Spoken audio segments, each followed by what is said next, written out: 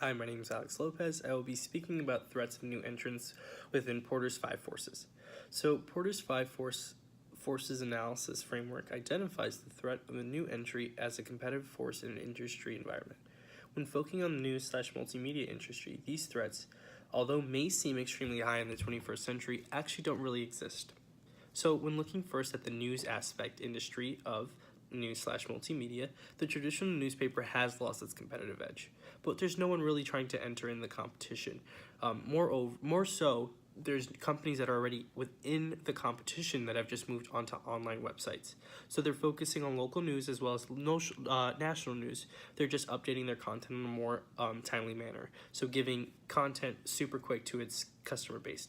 However, as an industry overall, they're losing their competitive edge because they're giving content to their customers for free. So often when looking at the traditional newspaper, people normally used to pay a set price for it, but they're now losing that, making online platforms more desirable when compared to the traditional news outlets. Although the news aspect of TV still exists, there's still no really new competition in there. You have big companies like CNN and Fox News and your local Fox News and your local ABC as well. So when looking at the news specifically, the attractiveness of the industry doesn't look too well. So as more and more news outlets are entering the market providing free services for clients, it's causing a drastic decline in the print news industry aspect. However, there's not a substantial amount that would be concerning for anyone in this industry to kind of worry about. So when looking at the multimedia segment, trends are slightly different there. The threats of new entrants in multimedia is relatively low because it takes billions of dollars to build networks such as Comcast or Viacom. Although there's some competition, there's a limited number of substitutes, which means customers cannot easily find similar services to fulfill their needs. This is a positive for the multimedia industry. A perfect example of the limited number of substitutes is seen with Walt Disney. So Walt Disney actually purchased Pixar, a competitor animating studio company, for about $7.4 billion. Mergers like these, when they occur, make it much more difficult in multimedia for new competitors to enter the market, because essentially it's not a monopoly, but it's an oligopoly, because these companies are becoming bigger and bigger and they're taking over. Much like Comcast and ABC, they're also creating shows that are specific to a specific demographic, as opposed to Walt Disney, which is also creating something for a different demographic. One trend that is new that we are seeing is their own online streaming service. So many people are aware with Netflix. However, Netflix is ending other companies like Fox News, ABC, Comcast are ending their partnerships with Netflix to start their own streaming service. So for example, in 2019, Walt Disney will end its contract to launch its new streaming service that offers only Disney content. So Netflix will be interesting to look at in a couple years to see what that industry looks like, but they are also creating their own content to meet the demographic needs. In the news and media industry, buyers have high bargaining powers for numerous reasons. News and media produce contents based on the wants and expectations of consumers. That means that across social media, the news and newspapers, all of the content that's produced is based on what consumers want to see and what consumers want to hear. If there are stories that are circulating that are of no interest to consumers, then they are less likely to purchase those newspapers or to tune into those TV shows. As a result, the news and the media has to be able to produce content that is of interest to its buyers. If not, they will lose views, which generates profitability. There is a plethora of news and media outlets providing the same information. This allows for substitution to easily occur. For example, if an individual usually watches CNN, however, CNN chooses to produce content that is of no interest to that individual, then they can easily switch to watch Fox News. Because of how easy it is to access news and media content through electronics and social media, buyers have the power to reshape the way that news is produced and delivered, meaning that the content is based on their interest and what they want to see and what they want to hear, and the way in which it's delivered is based on how easily accessible it is to them. So as a buyer, you can influence a TV network or a radio station to have more songs on the radio or to have more TV shows playing during the day because that's what you want to hear. You can influence these companies to produce content on a mobile app because it's more easily accessible to you, and by you being able to access this at your convenience, you're more likely to use their product or service, therefore generating more profitability for them. The high bargaining powers of buyers has numerous effects on industry competitors as well. So the price sensitivity of the market allows consumers to influence prices of suppliers and subsequently profitability of these suppliers. So if a magazine company like People Magazine is producing magazines that are all about things dated in the past and not keeping up with trends and social media and everything that's circulating in this time, people can easily switch to Vogue with little to no switching cost. Instant access to information strikes much competition amongst rivals to get the best quality of news or media to buyers first.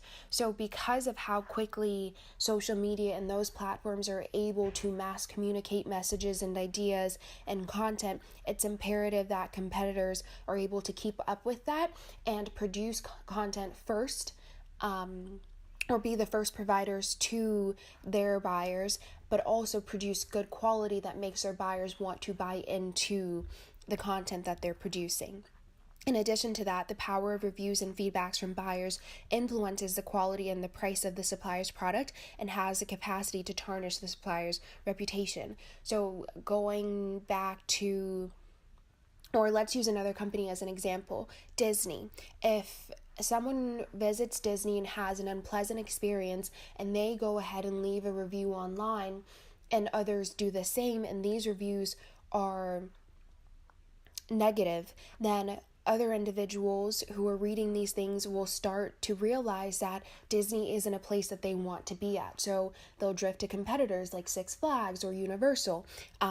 So the power of the reviews and feedbacks from the buyers really have the capacity to influence the quality of a product that is produced. So Disney goes above and beyond to create the best roller coasters and rides and all that stuff for their buyers to enjoy. Had they not done that, then these buyers could have potentially left bad reviews, gone to competitors, and taken away revenue that would have been potentially generated.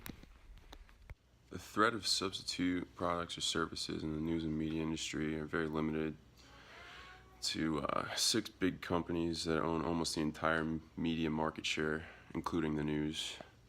These companies are Comcast, Disney, Time Warner, News Corp and 21st Century Fox, National Amusements, and Sony.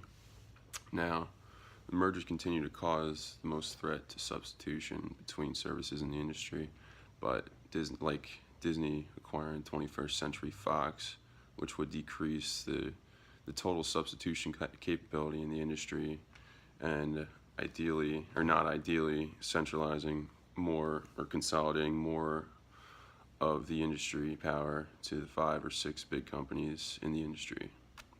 Now, this decreases substitution capability and also creates strain for independent media outlets, such as the smaller units that operate independently outside of the 6 companies. Now, they have a small market share for independent outlets, but they pose a very minimal threat to the big 6.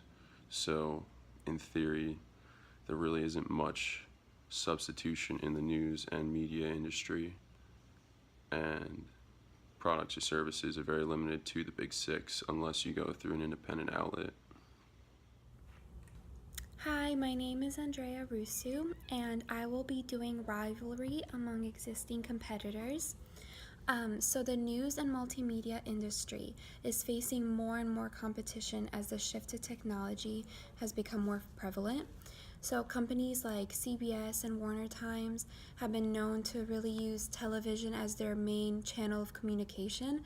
But times are changing and consumers are expecting a change in the delivery of their news, and they want a more convenient form of obtaining information. So this shift has indicated that online platforms have become more common than the traditional way of obtaining information. So a good way to continue with future plans is to try to deliver news at the highest quality and really focus on utilizing any new technology in order to best engage consumers who are needing constant changes as their needs and wants are changing. So, as long as the news and multimedia industry continues to move with the technological shift and focuses on finding the best ways to deliver value, it can still strive among its competition.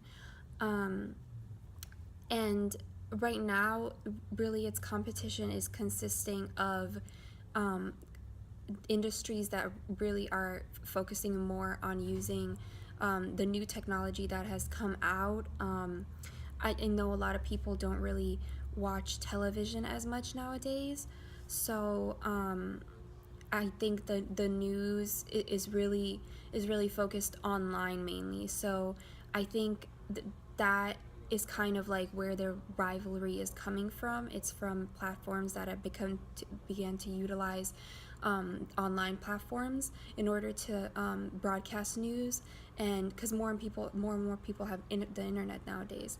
So I feel like if they do continue on and want to kind of stand out among their competitors, or at least be on the same level as them, the industry really has to focus on trying to incorporate more technology and continue focusing on using these online platforms as more and more users are going to be on them.